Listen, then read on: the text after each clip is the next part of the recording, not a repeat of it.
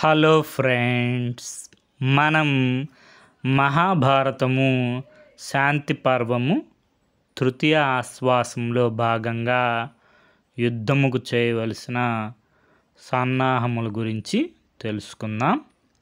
భీష్మాచార్యుల వారిని ధర్మరాజు ఈ విధంగా అడిగారు.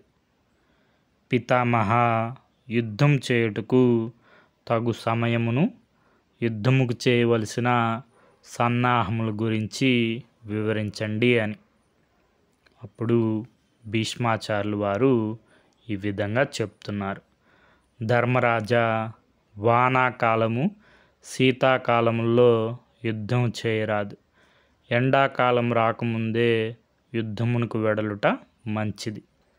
ఈ సమయంలో పంటలు చేతికి వస్తాయి, ధాన్యము పుష్కలంగా ఉంటుంది. ఎన్ని రోజులు యుద్ధం చేసినా ఇబ్బంది ఉండదు. శత్రురాజు మీదకి దండెత్తిపోవునప్పుడు పచ్చిక బయళ్ళు, నీరు సమృద్ధిగా దొరికే త్రోవలో వెళ్ళడం మంచిది. ఎత్తైన జెండాలు, కవచములు, కత్తులు, డాళ్ళు, రథములు లెక్కకు మించి తీసుకొని వెళ్ళాలి. శంఖములు, భేరి, మృదంగ వాద్యములు దిక్కులు పిక్కటిల్లేటట్టు మోగించాలి. వాటిని చూచి శత్రురాజులు భయపడాలి. సైన్యము విడిది చేయడానికి చదునైన ప్రదేశంను ఎన్నుకోవాలి. ముందుగా శత్రురాజుల వద్దకు చారులను పంపి వారి ఎత్తుగడలను ముందే పసిగట్టాలి. శత్రురాజులు దుర్గమ మార్గంలో ప్రయాణం చేస్తున్నప్పుడు కానీ, వారు అలసిపోయి ఆదమరిచి విశ్రాంతి తీసుకుంటున్నప్పుడు కానీ హఠాత్తుగా వారి మీద పడి చంపాలి.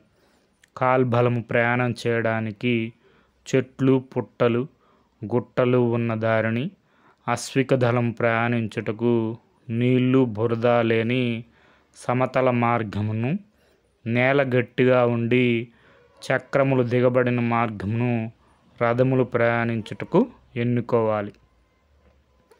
చెట్లు, గుట్టలు ఉండే చోట గజబలమును ఉంచాలి. ఇంకా సేనలు నడిపించే పద్ధతి చెప్తాను విను. ముందు కత్తులు, డాళ్ళు ధరించిన పదాతి దళమును యుద్ధమునకు వెళ్ళాలి.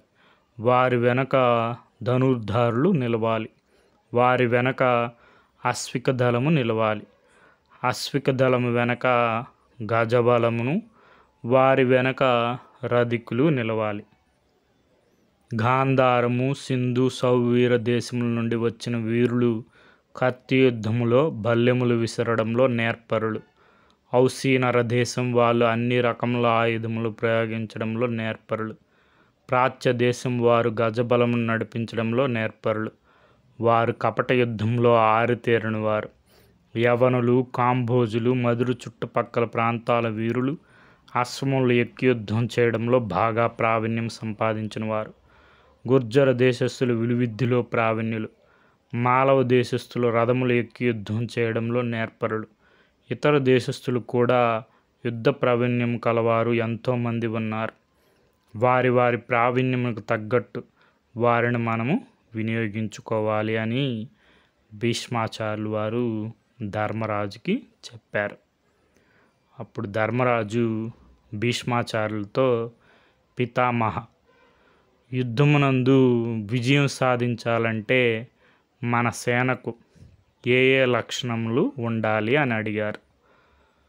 ధర్మనందన, ఎల్లప్పుడూ ధైర్యంగా, ఉత్సాహంగా ఉండే సైనికులు, సకిలించే గుర్రాలు, గీంకరించే ఏనుగులు ఉన్న సైన్యము విజయం సాధిస్తుంది. యుద్ధమునకు బయలుదేరు ముందు పక్షులు అటు ఇటు అనుకూలంగా తిరగాడుతూ ఉంటే అతి మంచి శకునం. అగ్నిజ్వాలలు కుడివైపుగా తిరుగుతుండాలి, అది కూడా మంచి శకునం. కానీ ఒక్క విషయం గమనించాలి.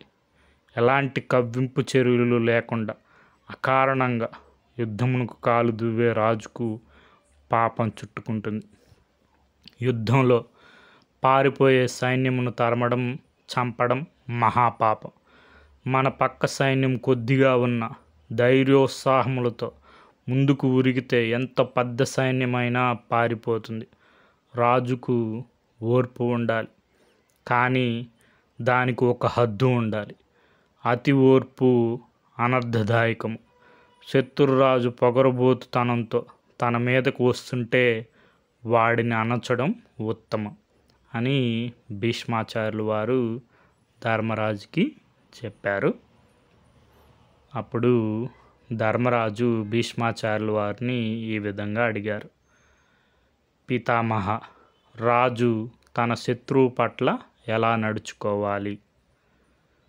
ధర్మరాజా, అదును చూచి శత్రువుని తుదముట్టించాలి కానీ తొందరపడి శత్రువుని తొలనాడకూడదు. ముందు శత్రువుని మంచి మాటలతో మచ్చిక చేసుకొని ఆదమరిచి ఉన్న సమయమున హతమార్చాలి. శత్రువుల పట్ల నిర్లక్ష్యంగా ఉండరాదు, అప్రమత్తంగా ఉండాలి. అనవసరంగా కయ్యానికి కాలు దువ్వరాదు. సంధి కుదిరే సమయంలో యుద్ధం చేయరాదు. తనకు కాలం కలిసి రానప్పుడు, శత్రువుకి కాలం కలిసి వస్తున్నప్పుడు ఒక అడుగు వెనక్కు వేసి సంధి కుదుర్చుకొనడం ఉత్తమం. తరువాత అవకాశం కోసం వేచి ఉండి అదును దొరికినప్పుడు శత్రువుని హతమార్చాలి. శత్రువుల్ని మెల్లిమెల్లిగా నది గట్టును కోసినట్టు హతమార్చాలి. అంతేగాని దూకుడు పనికిరాదు. శత్రురాజులందరితోనూ ఏకకాలంలో పగ పెంచుకొనరాదు.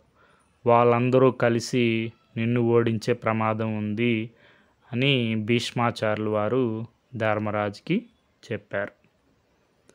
ధర్మరాజు భీష్మాచార్యుల వారిని ఈ విధంగా అడిగారు. పితామహ, శత్రురాజు బలం అధికంగా ఉంటే కొద్దిగా సైన్యం ఉన్న రాజు అతనితో ఎలా యుద్ధం చేయగలడు అని భీష్మాచార్యులు వారు ఈ విధంగా చెప్తున్నారు. ధర్మనందన, ఒకసారి సముద్రుడు నదులతో ఇలా అన్నాడు.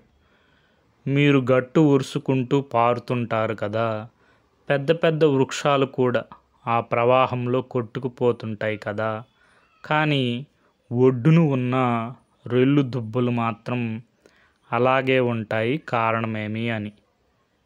దానికి నది ఇలా జవాబు చెప్పింది. ఓ సాగరోత్తమ, గట్లు మీద చెట్లన్నీ నిటారుగా పొగరుగా నిలబడతాయి. అందుకని అవి నా వేగానికి తట్టుకోలేక కూలిపోతాయి. కానీ రెల్లు దుబ్బలు ప్రవాహం వచ్చినప్పుడు తల వంచి ప్రవాహం పోగానే తల ఎత్తి నిలబడతాయి.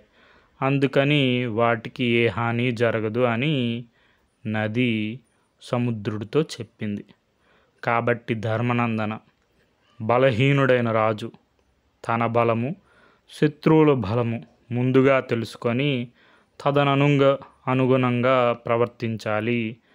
కానీ మూర్ఖంగా యుద్ధమునకు దిగకూడదు అని భీష్మాచార్యులు వారు ధర్మరాజుకి శాంతి పర్వంలో భాగంగా తృతీయ ఆశ్వాసంలో చెప్పారు.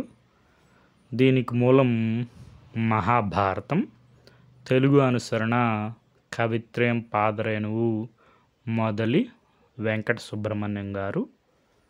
Okay friends, thank you for watching.